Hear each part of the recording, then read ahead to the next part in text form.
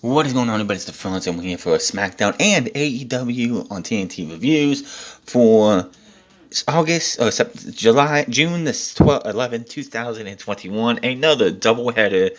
One more of these to go before they go to Saturday on the 26th, thanks to the NBA playoffs, which I still scratching my head with this. The fact that just weeks prior to AEW doing all this, they sign a new deal, well, somewhat of a new deal, to go to TBS next year, thanks to NHL and a couple other things. So, my question is, with them going to TBS next year, why not just have these guys go out there and have their shows on TBS? Even if they weren't going to TBS, why don't you just have the shows go out there? These guys go out there on TBS for a month. It wouldn't have been that freaking hard. Just get these guys on the same night. You're going over there anyway, so just let it happen. I don't get why AEW had to be on Friday. It's for the playoffs, but then you have TBS where they're going anyway. Could have got people into the groove and like, this is what it's going to be like starting next year in January. For all I care, they could have started it tomorrow, or like this week coming up. They could have said, well, we're just going to move you guys anyway. But they didn't want to do that. I don't know why. It's just, it's a whole big mess, and there was no fucking reason to have AEW on Fridays and Saturdays, when they could have easily put it on Wednesdays on TBS, plain and simple. So, we start off with SmackDown, as we do. And we see what happened last week with the tag team title matches with the Usos. Their failures the first time because the referee fucked up so we can get a match at the main event. And then what happened in the main event where Roman practically screwed his cousins out of the tag team titles. Which, of course, do you think Roman cares about his cousins going after the tag titles? Do you think he really cares if they actually beat Rey and Dominic for the tag team titles? Hell no. It's all about what his direction, not Jimmy's direction, not Jay's direction. It's all about his direction, where he wants the family to go. So, we come into the locker room now, and we see Roman and Jay. Roman is looking over at Jay. Jay is looking down, you know, how he always is. And Reigns is like, what's the one thing I will not stand for? Jay says, embarrassing the family. Reigns says, you know that. But there's your brother. We hear music. Out comes Jimmy. Roman looks pissed. He is not happy with the fact that Jimmy's already going out there and in his mind embarrassing the family again for another week. So Jimmy says last week was supposed to be a celebration.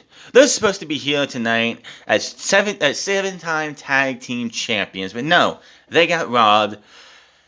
He's not here to make excuses. He's splitting facts. Jay says, first the referee made a bad call, but that was cool because we got a round two to redeem themselves. We were doing that, but here he came, the head of the table, putting his nose in their business. Reigns just had to make it about him. Everything is always about you, Roman, isn't it? It's always about you. So,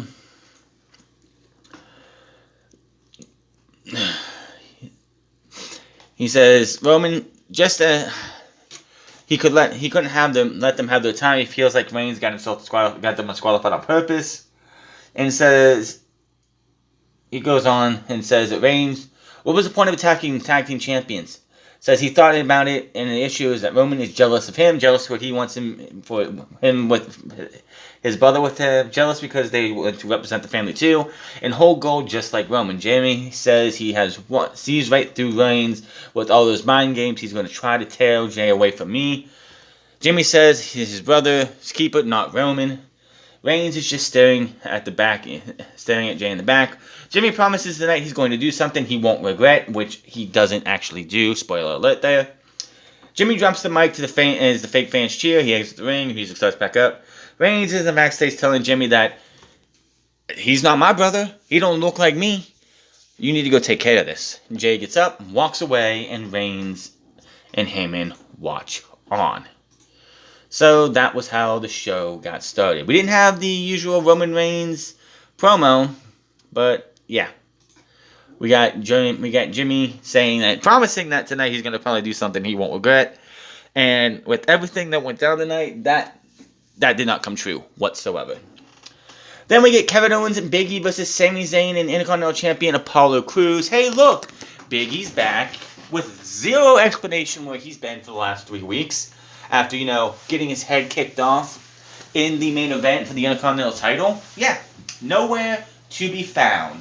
Where, oh, that's right, we can't explain what happened because the man who cost him the championship got fired. And there's a rumor that said man is going to be signing with another company. But again, to anybody who wants to fuel speculation, why don't we wait until we actually get to that point in time? Because anything can happen between now and then. WWE wants to bring back Aleister Black. WWE wants to bring back Samoa Joe. People in WWE think it was a little premature to fire a couple talent and just fire, pretty much get them out of those contracts by releasing them. They have to wait for them. The thing of it is that WWE cannot actually go and bring the talent back right here, right now, until they have to wait for the 90 days to get up. So that's what WWE is pretty much doing. They're going to wait till the 90 days come up, which Joe's comes up very soon, I'm pretty sure. And then maybe he's back in NXT, which I hear that's where they want him to come back as a wrestler in NXT. And there's a lot of people in the back, in the main roster, who feel like it was premature to release Aleister Black. So that's what they are looking to do, is bring him back. But there's rumors that he's going to be signing with a little place down in Jacksonville, if you get my drift. So yeah, Big E's back with no explanation where he's been, what happened to him, why he got destroyed, and anything else. It's just it never happened. So we have this match, Big E and Kevin Owens versus Sami Zayn and Apollo Crews. Kevin Owens and Sami Zayn are in this match because last week, after Kevin Owens lost his Intercontinental title match, thanks to Aziz kicking his ass earlier in the night, Sami Zayn came out into the ring, hit him with a Haluva kick, beat him up some more, and said it wasn't my fault, it was Karma's fault. And here we go. But back from break, and if I can get the audio for this would be fantastic. I think it's this one right here. Jay confronts Jimmy, and those two have themselves an epic little bit of a rant here, and it's all good stuff, honestly. We'll talk about it later. Here we go. See how much of this they have. Turn the volume up. Hey, hold up, Bruce. Let me ask you something. Do you really think we could have won the tag team titles? Answer me, Oz. Do you think we could have won the damn championships? Yeah. Right? Yeah, so you did get that. You were mad when we got DQ'd, right? You were upset.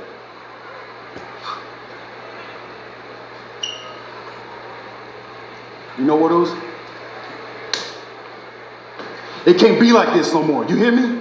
It can't go down like this. When I asked you to go with me, you froze.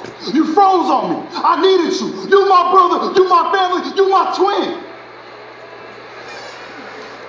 Well, technically, he was coming to get with you after the match last week, if that's what he's talking about. But Roman kind of stepped up to him and made him freeze. So it wasn't like he just froze. Roman gave him the death stare, and if Roman gives you the death stare, you don't go and do anything.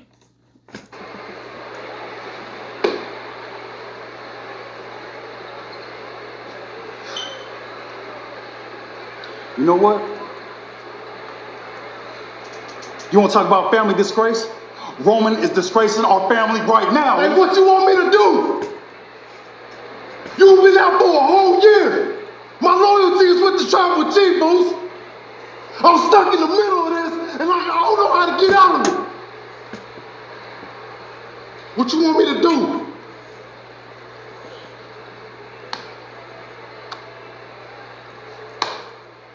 If Roman want to see me, I'll be in our locker room.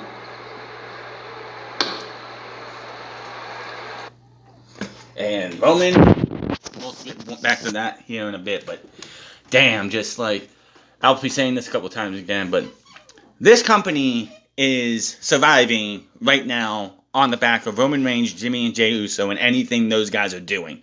Plain and simple. There ain't nothing else this company can do right now that is better than having Jimmy and Jey and Roman Reigns. If Roman Reigns, between now and whenever they go to WrestleMania next year, as the Universal Champion gets injured, which I'm not asking for, knock on wood, if he has to miss a significant amount of time, this company is fucking screwed.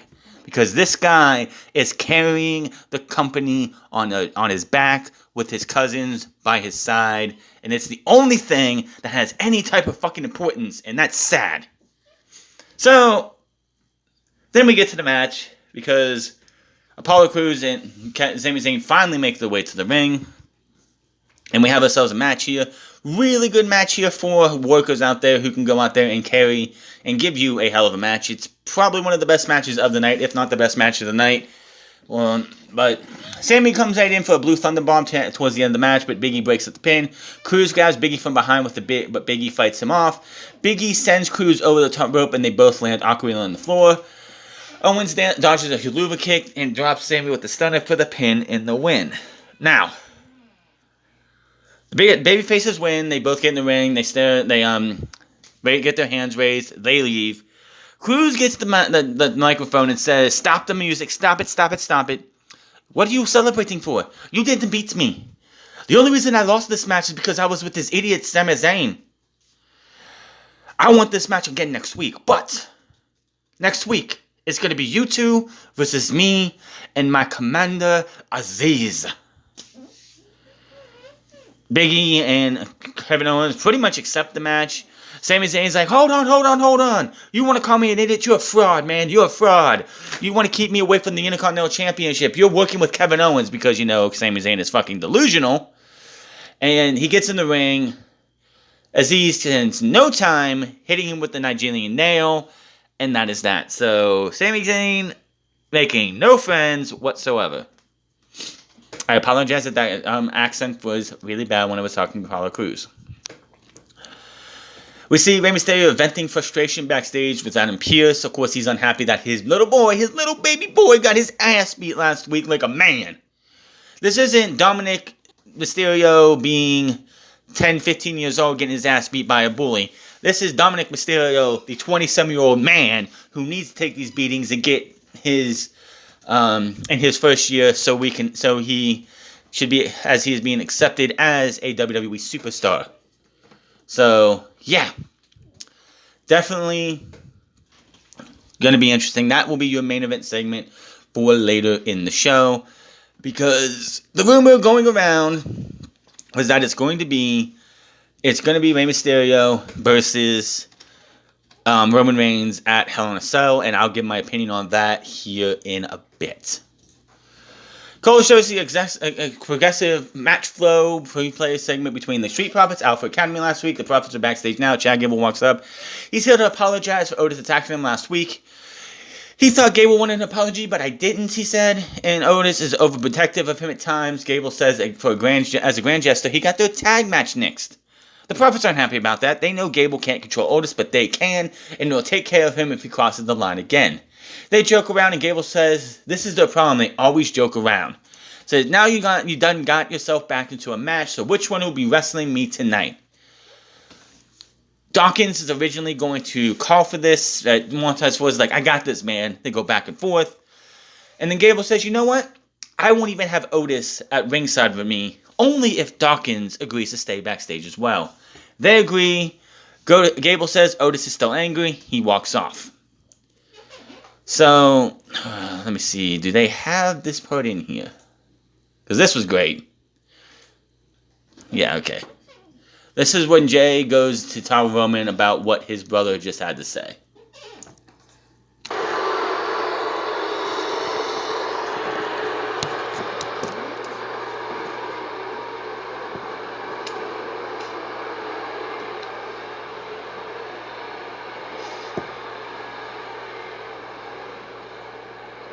Where is he? And he out there Mad, angry man. I don't know what he's talking about right now. Who's he? Where is he? All right, he said if you want to see him, you got to go to our locker room.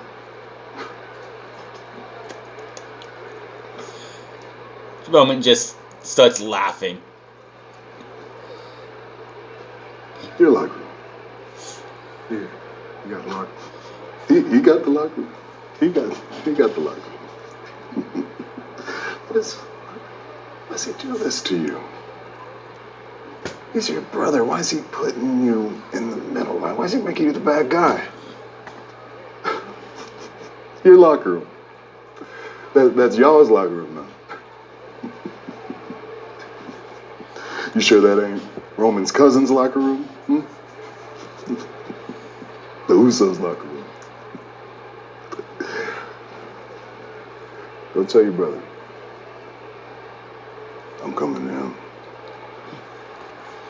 And his demeanor changes like that. What?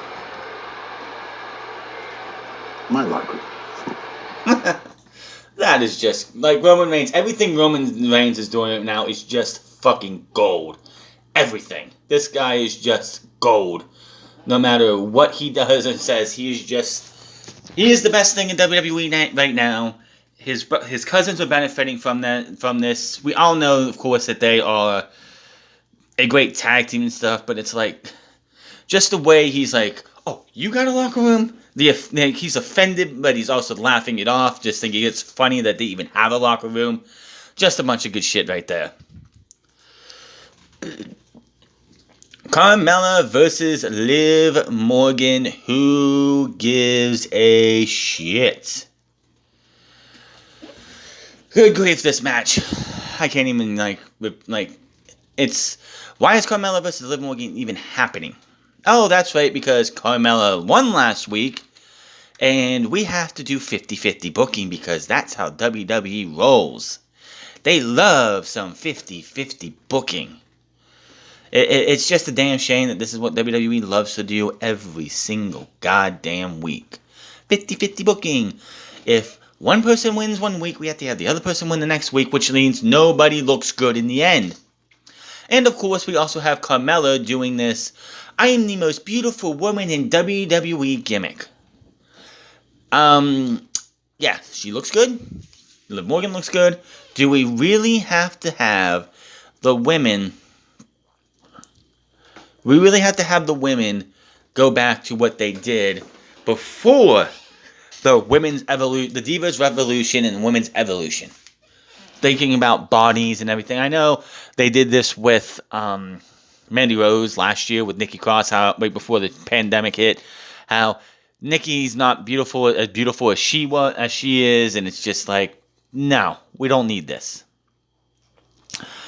So Carmella puts Morgan out of the ring. Carmella sends Morgan into the barricade. Carmella kicks her in the face. Morgan surprises her in the middle of a facebuster for the pin in the win, just like that. Who gives a shit?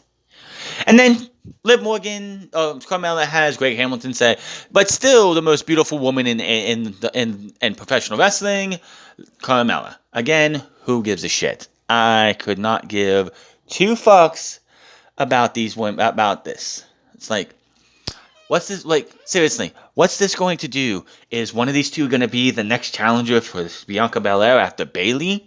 Or if Bayley wins the title, are they going to be the next challenger for them? Fuck no. We're probably going to have not Liv Morgan, Carmella versus, not Carmella, but Bayley versus Bianca Belair going all the way to SummerSlam. Knowing our luck, that's exactly what WWE is going to do. That's what they always like to do. Rematch until we tell them enough already. So, speaking of Bayley, she had her talk show. Ding Dong Hello with Seth Rollins. I could give no shit about this. They ramble and ramble and ramble. Eventually, we see the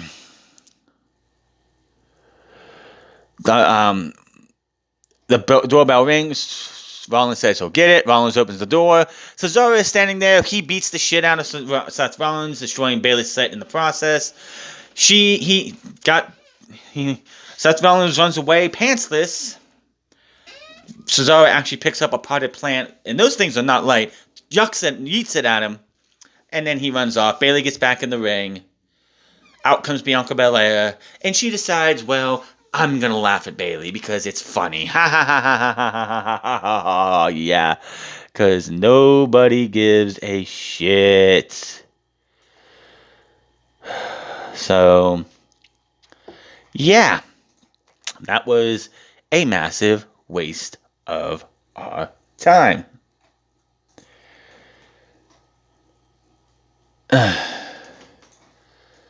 So let's see what else we have here. Backstage, Mysterio says his son.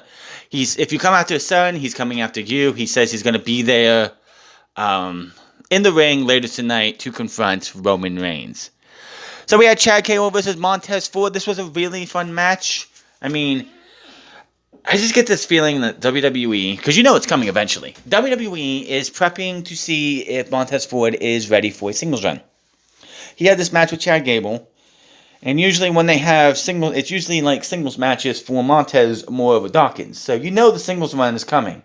You know Vince McMahon does this with everybody but the New Day and the Usos. Well, the Usos, of course, Jay got to have a singles run for a bit and is now doing this stuff with Roman. But Montez is definitely going to be the babyface who's going to get, like, eventually Dawkins will turn on Montez. And they'll go with that because that's what WWE likes to do. Backstage, Otis attacks Dawkins. Ford lands a spine buster. Ford hits the frog splash. But it was funny because Gable kicked out. I think Otis was supposed to run in and make the save because he came in a split second too late. Referee rings the bell before Otis even touches Montez Ford. Otis rushes. Gable kicks out. Otis attacks Ford to cause disqualification. Otis has his hair in a ponytail and has his beard shaven. He is clean shaven and the motherfucker looks scary as can be. I would never want to fuck with this dude. Like, Otis has got that look of, like, he looks scary as shit. So, good on him for looking like the scariest thing in professional wrestling right now because just wow. Just wow. Like, it's crazy what a clean-shaven, put his ponytail and just get that look of death in his eyes can do for a man. Because, yeah, definitely just wow. So, Dawkins comes down finally after Montez Ford eats a huge ass splash from the middle rope from Otis. He gets thrown out of the ring. Vader bomb onto Montez Ford. And all the security people and all the other people come down, and Montez looks like he's done. He is out for a while. So clearly that match is going to probably be at Hell in a Cell, if not next week. But yeah, Otis changing his look up, losing the beard, losing the shit, having his hair pulled back in a ponytail. He looks vicious. Looks fucking vicious. Which, I know a lot of people when Otis turned heel, joined Chad Gable and turned heel on the Mysterios. There were so many people hating it. I thought it was stupid too. This guy's the lovable oath. This guy is like, everybody loves Otis. And now you're going to have this guy be a nasty heel. I just don't think it's going to work. And it's warming. I'm warming up to it. Going to see how it goes. But yeah, definitely, like, just the change up the look he looks so much more vicious than before. Then we go to a commercial, we come back, and Baron Corbin and Shinsuke Nakamura in the middle of the ring for another match. Boogs distracts Corbin from the beginning. Nakamura lands a flying knee. Corbin counters a Kinshasa into a deep six. Nakamura kicks out. German suplex to Corbin. Nakamura kicks by Corbin. Nakamura kicks out. Nakamura surprises Corbin with the roll-up pin. 1, 2, 3. Just like that. That's how fast the match was. It wasn't even that long. Corbin goes after the Crown. Boogs tries to stop it. Corbin knocks him out on the way. Nakamura blasts Corbin with a knee to the back of the Crown. After he grabs the Crown, gets in the ring. Boogs takes Corbin, throws him over the commentator's desk, and they celebrate. So that is on that. Just no, thank you. Backstage, Corbin posts in the Pierce in the Ville's office. He demands Pierce make Nakamura give him the crown back. The Ville jokes that the crown looks good, better on Nakamura. Pierce books the match next week's Corbin versus Nakamura. The winner gets the crown. You couldn't put this on pay-per-view now, could you? No. I guess this wasn't ready for pay-per-view. So, we go to the back.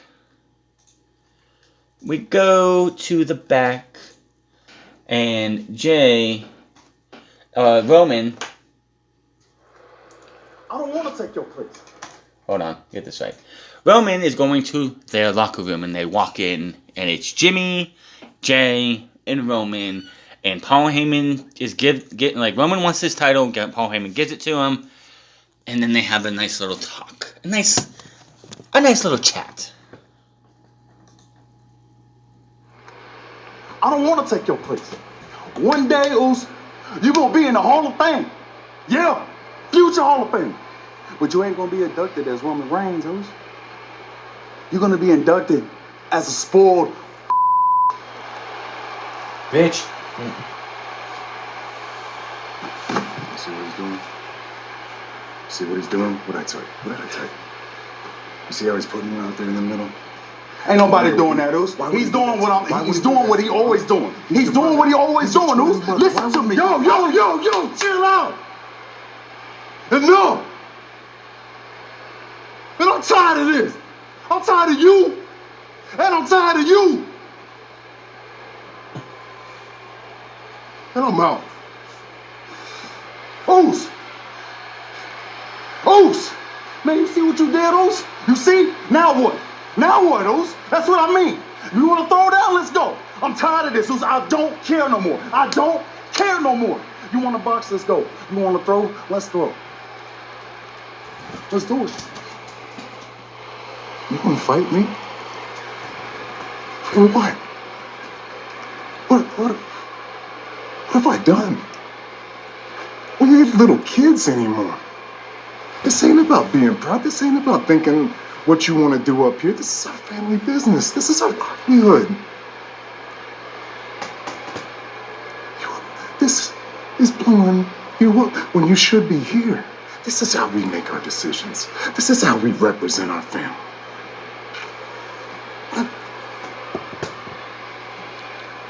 Why would you do this to your brother? You're twins, yeah. But who came out first? So you're the older brother, right? Yeah. You're the older one, so you should be looking out for him. I shouldn't have to depend on him to reel you in. I shouldn't have to depend on him to teach you how to do that. You should just know I should be able to depend on you. Because it's not about you, it's not about me, it's us. It's all of us. And the only way that we can get it done is continue to be us and to be the best every single week. That's our ticket. That's all I know. That's all I've ever known is to be the best. Why would you do that to him? You're the older brother. Why would you treat your brother like that? How could you treat your brother like that? Since day one, right? And you just let him go. Busts his ass for a full year now, completely elevates himself, and you just let him go. For what? That's your brother. Like I said, if for whatever reason Roman Reigns has to miss time on WWE television, this company is fucking screwed. Plain and simple. Fucking screwed. So, right after that segment, Rey Mysterio's music hits. He goes to the ring. He is not a happy man. So, he calls Roman out. It takes Roman a minute after we come back from commercial break to come out. He says he acknowledges Roman as the rat bastard he is in the most emotional voice that he can be. And basically, he just cuts it down that he wants Roman Reigns inside Hell in a Cell. Said that he put up his challenge and Reigns turned to acknowledge it.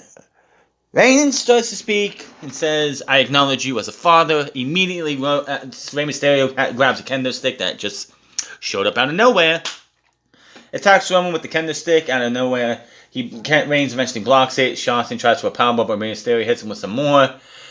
Reigns Superman punches Rey. Reigns calls for the spear. Dominic teleports down to the ring somewhere. Hits Reigns with the kendo stick. Reigns picks up Dominic, runs across the ring, and powerbombs him to the outside. That looked brutal. Mysterio attacks Reigns from behind, but ends up getting laid out as well. And the show goes off the air, pretty much with both men reeling on the outside as officials come down to make sure nothing else bad happens. So yeah, that is the way SmackDown goes off the air. There was no confirmation for the Hell in a Cell match, which I don't care. It just feels like it's a rush job. I guess, yeah. McIntyre versus Bobby Lashley inside the cage, inside Hell in a Cell, makes more sense because they've been feuding for months. Rey Mysterio is like, oh no, you hurt my son, my 20-year-old son who I had to protect like a baby, little baby. He's 20 plus years old, but I had to still coddle him like a baby. So I need to see you inside Hell in a Cell. No, that's not going to work for me. That doesn't work for me. There is no fucking reason you're going to justify that Rey Mysterio getting Roman Reigns inside Hell in a Cell on a weak build. No. Jimmy and Jay deserve to do their business inside Hell in a Cell over Rey Mysterio. Honestly, Cesaro and Seth Rollins should be inside Hell in a Cell with how personal their rivalry has become over the last few months. Just because your 20-year-old son, 20-plus-year-old, I think it's like 22, 23, your 22 or 23-year-old son got his ass whipped like a fucking man, you want a Hell in a Cell match. No, that doesn't work for me. Sorry, doesn't fucking work for me. But that's what they want to go with, and honestly, Roman shouldn't be inside Hell in a Cell. If you're not going to have this be a personal rivalry that's personal all the way around, instead of just like, oh no, my son who was absolutely fine, who actually came out and helped you attack Roman Reigns by surprising him. Apparently, he's fine. You don't need to have Roman Reigns versus Rey Mysterio inside Hell in a Cell. I would tell him, no, I have no business there's no business for me and you inside Hell in a Cell. I'll face you one-on-one, but it's not going to be inside Hell in a Cell because I don't have time. You're beneath me, Ray. That's the thing. Just like Jimmy, that's like Jay versus Roman inside Hell in a Cell. I Quit, they did last year. It was family. That's a family affair. But this just feels like it's coming out of left field. There's no reason to have it inside Hell in a Cell, and that's what they want to go with. But that is your SmackDown portion of the show. We are going to get right into AEW here in a second. And we're back for the AEW review. The third episode of Friday Night. Thanks to the NBA playoffs and Warner Media's incompetence to put this on TBS for about a month. Of course, we have another episode on Friday next week, and then the week after that will be on Saturday for whatever fucking reason. And then they'll be back on Wednesday, the week before they go back on the road, and we are in Miami on the 7th of July. AEW did announce that the 4 shows in July are going to be special editions, as we are going to have Road Rage on the 7th, Fyter Fest on the second week and the third week of the month, and that 4th episode is going to be Fight for the Fallen. That's fine and good and everything, but I think that's just a little much on the pay-per-view style named shows. You should have 1 in June, 1 in July, and 1 in August. You shouldn't be throwing 4 of them out there in a month. I think that's just a little bit too much. So, Matt Hardy kicks off the show by announcing Angelico as the man to take out his adversary Christian Cage tonight. And we go into that match. This is Angelico and Jack Evans, who've had a little bit of a history with helping Matt Hardy take on his adversaries, as they have both tried to take out members of the Dark Order. That, of course, is not worked out for them, and here they are. And of course, Jack Evans has been in a little bit of hot water lately after a match he had with 10, where he was being sloppy as shit, and he was labeled as a danger to those in the company. In my opinion, I think he was suspended for a while. They just didn't announce it because they don't have to. See, unlike WWE, they don't have to announce suspensions because they're a private company. So, yeah, that is that on that. So we had the match. It was a good match, for sure. So Angelico leaps off the top to get some feet to the face. Christian rolls him up for a near fall, and Angelico hits a ground enziguri to then jackknife pins Christian, but Christian kicks out. Christian hits a pendulum kick and then reverses back elbow from the top. Kill switch, and it's all over. Christian gets the win. After the match, Jack Evans comes in to attack Cage, but he misses immediately. Cage fights him off. Matt Hardy with a twist of fate. Jungle Boy runs in to make the save, and I can just see it right now. This is a test. This is a Taylor's oldest time when it comes to Christian. Christian's turning heel on Jungle Boy, probably in that match, and is going to screw him out of the AEW World Championship. Jungle Boy is somebody that you don't want to beat right now. You don't want to beat him clean. Christian Cage has done this before, and I can see him doing it again.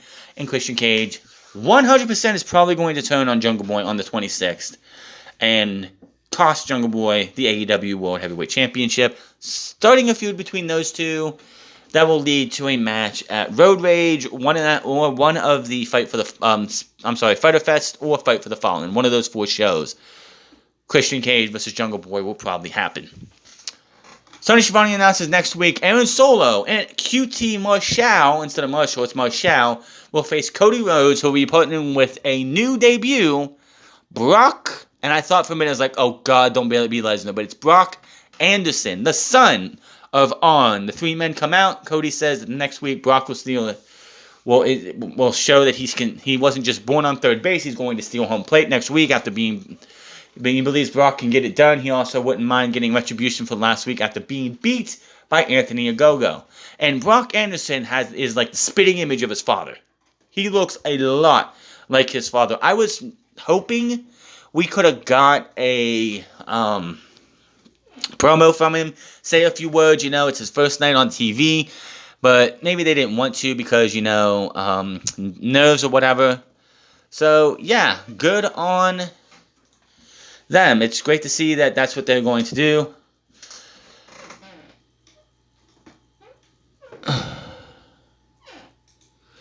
So, out comes QT and he's like, you lost to, you didn't lose to Anthony Ogogo, I pinned you. Well, of course he beat Anthony Ogogo. Beat him, you just took the pin because that's what you do. Marshall says he's had enough of this vanity project and his nepotism. He's sick of this. He says when AEW goes back on the road on July 7th, he wants a full house so he can whip his ass. He means literally in a South Beach strap match. Cody says, you want a strap match? Let's do it right now. He loosens his belt. QT takes his belt off, slaps on with a belt, and then Brock gets him down and starts beating the shit out of him until he finally flees. So Brock shows that he can throw some punches, though. Better than that Dark Order member back in December of 2019 who was missing punches over and over. Remember that shit? Death Triangle and Eddie Kingston take on the Young Bucks and Brandon Cutler. In pre-match promo, Eddie tries to form more of a bond between Pac and himself. But, Pac has not having any of this. Don Callis, of course, joins commentary. And Pac comes in. He takes on Matt. Pac wants Brandon for the bullshit he pulled last week. Of course, they weren't going to like that. Of course, if you see Brandon Cutler, he's got that face mask on because during a match on Dark Elevation against Penta, apparently Penta broke Brandon Cutler's orbital bone. That sucks. That really sucks. I can't knock the guy for that. So, we get this match going on. Brandon Cutler takes a lot of abuse. This was a bad day at the office for Brandon Cutler, if you know what I mean. This motherfucker was just getting beaten up, kicked, the Bucks were, he held Penta for the Bucks, but Penta gets out of the way for a super kick, holds him down for what was going to be a Pele kick. No dice either way. He just got the living shit beat out of him. This is not going to be one of those days that Brandon Cutler's going to look back on fondly when it comes to any of this. 450 splash by Pac into the brutalizer. Nick tries to kick Pac off. Pac won't relent. Eddie Kingston regulates regulates two, and the two partners tope to the outside. Pac nearly gets rolled up by Matt, but no dice. The three-man work over Pac. Cutler goes for a springboard but misses, and Eddie hits the spinning back elbow, back fist. Pac covers 1, 2, 3. Pac, Penta, and Eddie Kingston win the match. Obviously, they put Brandon Cutler in this match to make sure that the Bucks could lose this match in a trios match and not be the ones that take the pinfall, because you're not beating Eddie, you're not beating Pac, you're not beating Penta, you're not beating Matt, you're not beating Nick. So Brandon Cutler was the odd man out.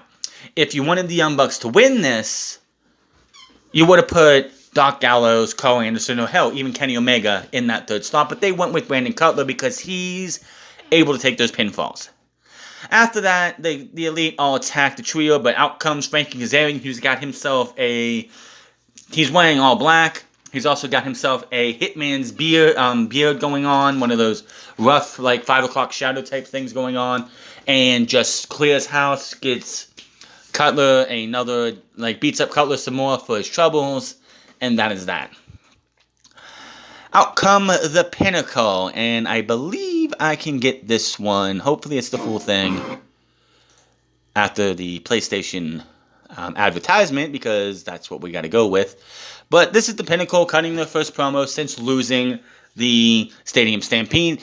And yeah, apparently when the Inner Circle was going to be running, propelling down the what is it called? The scoreboard, they almost came down to X Gonna Give It To You by DMX. That would have been fucking awesome. Just saying.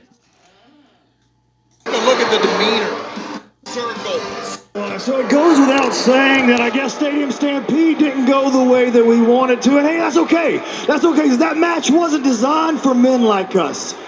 All right, Santana Ortiz's messages to you. You guys gave us a hell of a fight. You gave us a hell of a fight in the middle of all the chaos. Something clicked in my brain. Something clicked in my brain, and that is that the four of us, we ain't that different. Yeah, we're a couple of hard-nosed Carolina boys, and you guys are streetwise from the Bronx. But that's about where the differences end. We both came from nothing. We both overcame adversity, and we both made something of ourselves.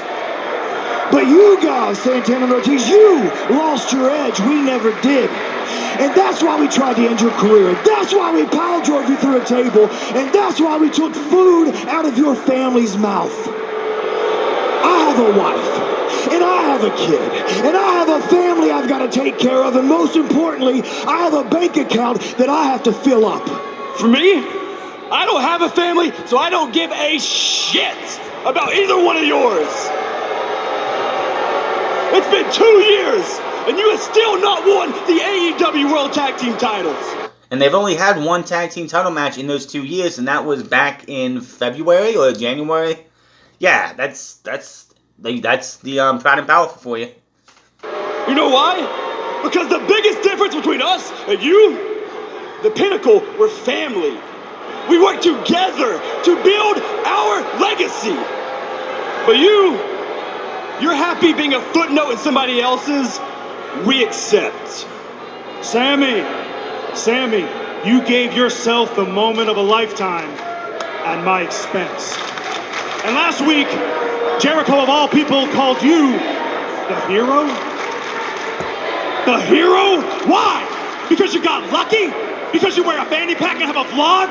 Or maybe it's because you do crazy, outlandish moves. Throw caution to the wind. Somebody sounds a little bitter. Doesn't make you a hero, Sammy. That makes you nothing more than a glorified indie wrestler. This is what professionals look like. This is what a professional looks like. I'm the damn hero. I'm the hero. We ain't finished. Nope.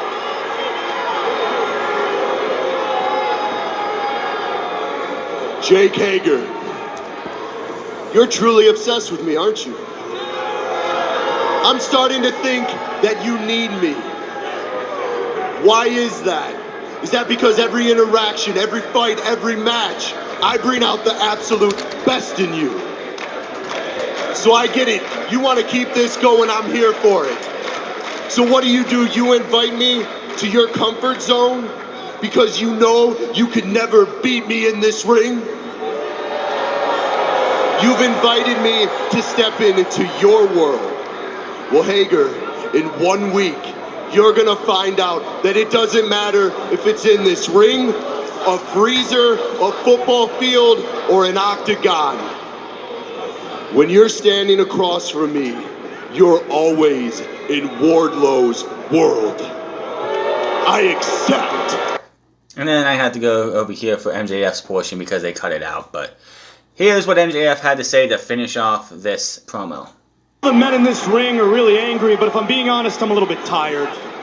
I am tired of everybody telling me I have something to prove, when in reality, I'm already the best. And being the best, so young, so fast, that's daunting, that's pressure. And that's not something you people can relate to, because you will never be the best at anything. Which brings me to you, Chris Jericho. You know, I actually grew up idolizing you, Chris.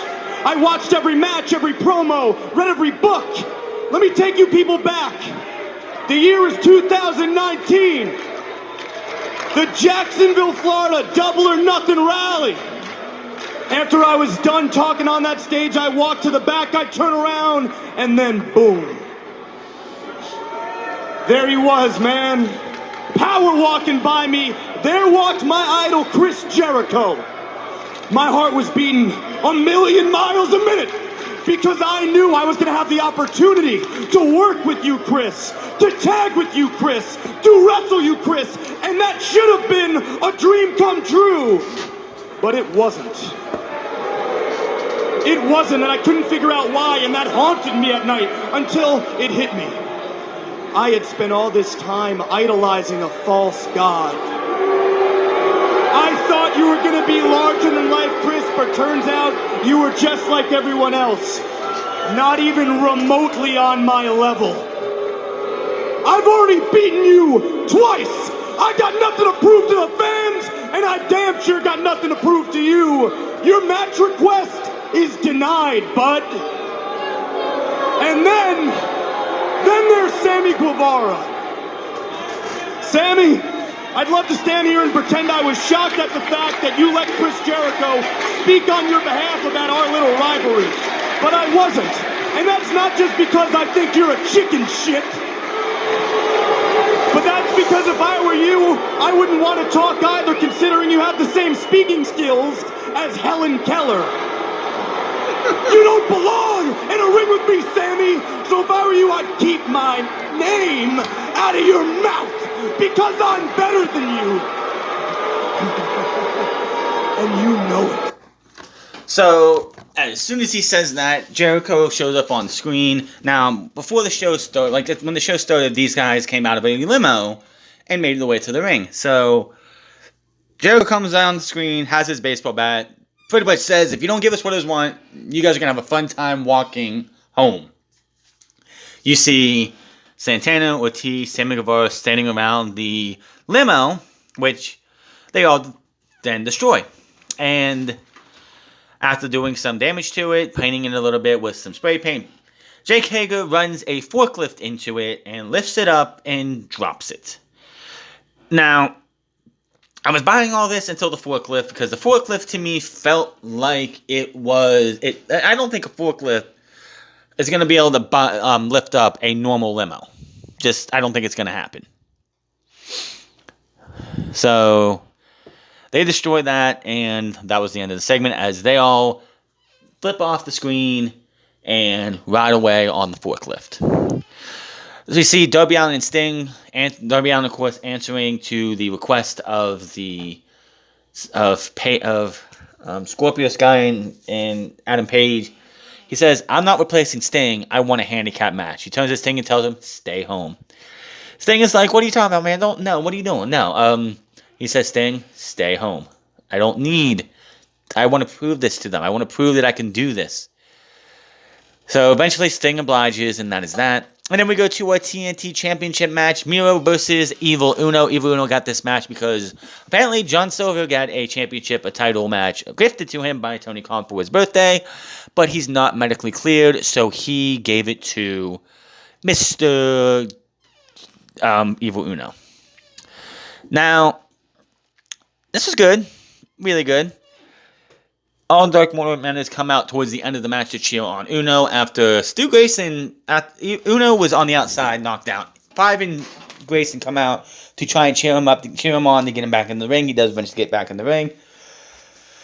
Miro goes out and tosses Stu Grayson, or knocks Stu Grayson into the barricade and sends Alan Five Angels off. So they all come out, including Negative One, who was there for this week. If everyone's wondering where's Negative One been, bad grades. He can't just come to AEW willy-nilly because he feels like it. He has to actually do good in school, which is a good incentive.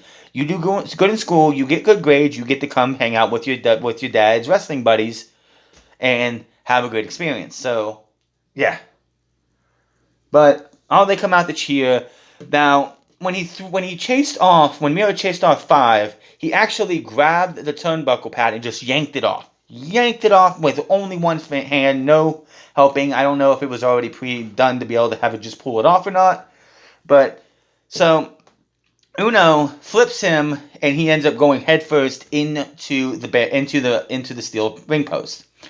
Now, I'm not going to complain about that if he won it that way, because Miro opened it up for that, and that would have been it. But no, kicks out. The Dark Order was ready to rush the ring and lift Uno up on his shoulders to celebrate the TNT Championship. Unfortunately, that didn't happen. They wrestle a little bit more. Stomps him on the back, puts him in the game over, bends it back all the way. Miro has to tap out. Uno has to tap out, and Miro retains the championship to the dismay of the Dark Order. I don't know who's beating Miro for that championship, but he's got to hold that title for a long while. I can see Miro holding that to All Out, maybe even Full Gear, with nobody beating him for it. Because this dude is a beast. Now, if a guy like Samoa Joe would have come in, I could see them having a match and him winning it there, but I wouldn't want to do that. You got to have somebody who, somebody you're bringing into somebody you have in AEW already needs to beat Miro. Lance Archer, maybe? Probably not. Brian Cage, maybe. Hobbs, maybe. Maybe somebody like a Jungle Boy. If Jungle Boy doesn't, maybe Jungle Boy could be the one to do it. I don't know. Miro is, one of those guys that's how do you beat this guy and make it look believable? It's going to be really tough. Archer would have been a great candidate, but they threw that match away at Double or Nothing just to get the title on the pay-per-view, and honestly, they didn't need to put that title on the pay-per-view. The TNT Championship should be defended on TV more and not really defended on pay-per-view. That's your TV main events on a normal week, if you're going to have the TNT Championship defended. Not every week, but most weeks. The pay-per-view is where, for the majority of the time, the tag, women's, and men's champion and the world championship are defended. Just to make it feel special, the TNT title should only really be defended on TV. Just saying. It's their TV championship. Now, next week we will see Andrade El Idolo sit down with JR. We did get a little bit of a hype package, which was supposed to show us what he brings to the table, which all it did was show him put on a necklace, tie a tie, and put a jacket on it. It said Andrade El Idolo, the face of Latinos. That was it. Tony Schiavone introduces Kenny Omega. They congratulate Jungle Boy on his Battle Royal win, but Don Callis calls it a one-hit wonder. Kenny says he's supposed to build up Jungle Boy, and honestly, he doesn't have anything to disparage about Jungle Boy. He reminds him of a young Kenny Omega with his skills, his long flowing lock of hair, but he's missing something. What is it, Don? He doesn't have the guts, Don says, to come out here. Out comes Jungle Boy. Kenny snickers. He is just as surprised as anybody because Jungle Boy doesn't appear to him to be a promo guy.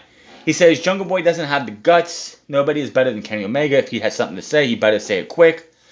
Jungle Boy says, man, you just talk too much. Kenny Omega goes for the belt shot. That doesn't work. They scuffle. Jungle Boy gets almost locked Kenny Omega in the snare trap, but sees the Young Bucks come out, and he leaves. So, that match is happening on the 26th. It was actually supposed to happen this week.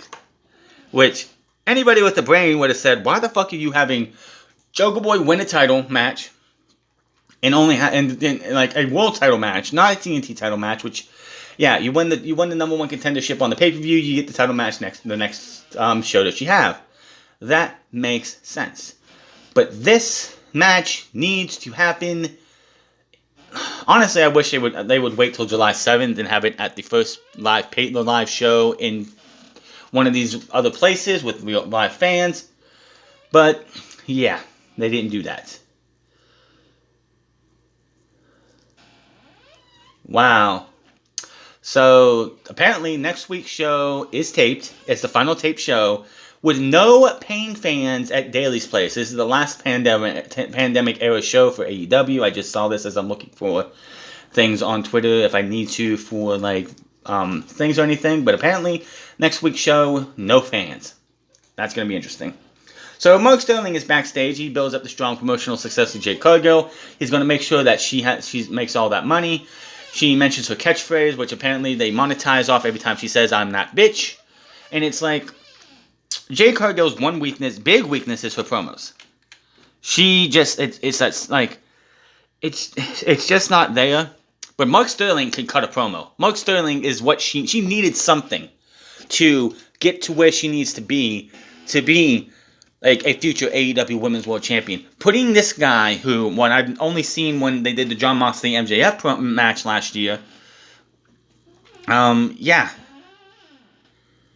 This is definitely going to be, this is going to be good for her. He is definitely a better promo than her, and she can just stick to, in wrestling, if she just wants to say her catchphrase, "I'm that bitch," every single week while he hypes her up and does the whole, like, I speak while you sit there, you make some, like, faces, or you do some, like, hand gestures, like counting up how many matches she's won or whatever, that's fine. She needed this. More than anything, she needed a person who could sit there and talk for her and it not be Vicky fucking Guerrero. I'm not the only one who says this, but Vicky Guerrero, I'm kind of over. The whole excuse me thing went out a long time ago. So putting her with Mark Sterling was the best thing that he could have done for her. Scorpio Sky says, Darby Allin not finding a partner is the dumbest thing he's done. Ethan's asking him if he understands the mental consequences of that. Bit by bit, they're going to chop him down and they're going to raise it up. It's only up for the men of the year. Okay, whatever. Lance Archer versus victim number 85953, aka Chandler Hopkins. Archer wins in about 30 seconds. Archer walks off without celebrating. The Ringmen want to have Orange Cassidy join them, or Cesar Bononi is going to beat the hell out of him, which is going to happen next week. Nyla Rose with Vicky Guerrero versus legit Layla Hirsch. We did not have, if you've been watching Dark or Dark Elevation, every time Nyla Rose comes out, it's Justin Roberts can't even announce her because he's like, "Excuse me," and sends him off. That we didn't get tonight. She put down this step stool because, why the hell not? Because they got to make fun of Layla Hirsch's size. So Layla throws that at them. And you have this match, and of course it's the female version of David versus Goliath, because Layla Hirsch is about 5'0". She is short, small, and a tough ass bitch that I wouldn't want to fuck with. I'm like 6'1". I'm probably like an inch taller than Layla Hirsch, and she could probably wrap me in a pretzel and throw me down a hill. She's that strong. She's that fucking crazy. There was a German suplex she did against over Nyla Rose in this match, which looked fucking great. Like, here's the thing: when Nyla Rose works with she worked with Riho in 2 matches. The first, and they were both for the AEW Women's World Championship. The first match they had for the women's title, of course, Riho won. The second match they had, of course, Nyla Rose won. And both of those matches were 2 of the best matches Nyla Rose has had. Of course, the one where she won the Women's Championship it was just fantastic. Here tonight, Layla Hirsch and Nyla Rose put on a hell of a match. Layla gets a near fall, but Nyla breaks her waist lock, but Layla Hirsch rolls her up for a German suplex, knee strike, and very impressive moonsault press. She gets another arm breaker on Nyla Rose, powerbomb, but powerbombs her down. Rose hangs her over the ropes and attempts for a diving knee. Layla fights her off. She slugs it up on top, goes for the Frankensteiner, but Rose turns it into an avalanche beast bomb. 1, 2, 3. After the match, Vicky grabs a Nyla Rose t-shirt and puts it over Layla Hirsch's face. And then we go to the back, and we couldn't get an entire show out without seeing the worst women's champion in AEW history coming to you live, well, probably pre-taped, with Tony Schiavone. It's the Faker, the dumb, delusional, moron, dumbass, Britt Faker. She runs down Nyla Rose. She says Nyla is coming for this title, but she needs it, while you need the title, I made the title. Just like I made the division. Pretty much says that she's the greatest women's champion of all time. Which, I hate this so much. It's not just her. Every time somebody wins a championship, before even having another match, you're like, I'm the greatest champion of all time. Can we kill that trope? It's stupid. She hasn't had one match on Dark Elevation, or AEW, or TNT since she won the championship. Until she actually has a match that's fucking good, which, spoiler alert, she cannot. Shut her fucking mouth. All she has done is run her goddamn mouth, and she hasn't done a damn thing since Double or Nothing. She hasn't wrestled a match. And this is probably on AEW because they did this with Shida, they did this with Natalie, they did this with Riho. And I understand, a champion shouldn't wrestle all the time. They're supposed to be special, but this isn't 1990 or 1987 or 1986, 85, 84. They should be wrestling at least once or twice a month. Riho was in Japan. We didn't get to see her much. I guess she's just now moved to Jacksonville, so she can be seen a lot more. Jacksonville's her main base of operations now, I guess. So we might see her more. But you had Nyla Rose won the championship right before the scandemic, and we didn't see her very often because at that time most people stayed home. Most of the wrestlers stayed home except for like a skeleton crew of wrestlers, and of course the champion Nyla Rose wasn't one of them most of the time. But then Shida wins the championship, and you know what happens? We don't see her that often. And the Faker is going to do the same thing. Well, we're not going to see her that often. We see Kenny Omega every single fucking week. We see the Young Bucks every single fucking week. We're going to see Miro every single fucking week. Why is the women's champion almost never on television? This is, again, this one I can't blame on her, on the Faker, but her promos are fucking atrocious. That promo was terrible. People are like, oh my god, she's spitting fire around here. That was a great fucking promo. That promo sucked. She literally called herself the greatest women's champion ever. And it's like, no, you are not. Nor will you ever be. You failed. This is 2 weeks in a row she's held the championship, and she's looked like a fucking failure. She looks, sounds, and acts like a fucking failure. She sounds and acts like somebody who wishes to be the greatest of all time and can't even get a good match out of anybody she wrestles. When the women that she's wrestling on Dark and Dark Elevation outwork her, there's a problem. But seriously, it's like we see Kenny Omega every single week on TV. We're going to see her every single week, aren't we? Why did we not see Shida every single week, even though she lives in Jacksonville? Nyla Rose, because it's like Nyla Rose you have to give an asterisk to for her absent because that's when most people stayed home. But it's like, if we see the Faker every single fucking week, why didn't you give Shida that treatment? She lives in Jacksonville. She's not going back to Japan and only being here once in a blue moon. Why would we go weeks on end without the champion being on TV every week? And same thing. It's like if we don't see her as the champion that we have right now on TV, like say tonight was the last time we'll see her till the 7th, the final Fight for the Fallen. It's like, where the fuck has she been? Why did they book her like that? Because they don't know how to book women's wrestling. Why? Because you have fucking Kenny Omega booking women's wrestling. He's the one who runs the women's division, and he's fucking terrible at it. But again, she sucks. She's a failure. She's not going to be... Yeah, DMD stands for delusional, moron, dumbass. That's what she's going to be. Moving on, we had Powerhouse Hobbs and Brian Cage versus Ted and Hangman Adam Page in your main event. Taz joins commentary. He would guess he had some surgery today to get a lump off of his face. So apparently, yeah. Cage catches Page and shoulder thrusts him into the corner. So you have this match going on here. Now, the tumultuous relationship between Cage and Starks goes. I think it's done. Basically, Hook distracts the referee. Starks gets the FTW championship, throws it into the ring to Brian Cage. Cage chucks it back out of the ring. And Starks is incensed. He's pissed off. He gets up on the apron and just waffles Brian Cage in the face. Cage is pissed and just goes after Ricky Starks. He's gone. So it's down to Hobbs by himself. He fights these two off. He fights 10 and Hangman Adam Page off for as long as he can.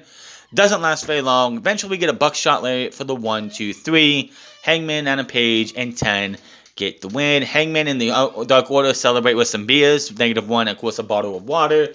And that's how the show goes off the air. So, we are almost out of this entire, this month just feels like it's on autopilot. It really does. It feels like they're on autopilot because they're just trying to get to where they are. They're trying to get back to Wednesdays, and it's just, I don't know. It doesn't feel like they're putting the best effort in anything. It was a good show, but I don't know. It just feels like it just feels like something's missing. I know, being up, it's now 1:19 when I'm finishing this review here, and it's just like, God, I wish TBS would have been home for it for a bit. But it's what AEW has to do. They got to do it. But that is your SmackDown and AEW review. Hit that subscribe button, comment down below, like or dislike this video. Find me on Minds at the Frowns Club. Find me on twitch.tv/Frowns Club, and find me on Instagram at the Frowns Club. And I will see you guys on Monday for what will be another boring episode of Monday Night Monday Night Rematch, Monday Night Run It Back, Monday Night Raw. Until then, my name is the Frowns, and I'll see you guys later.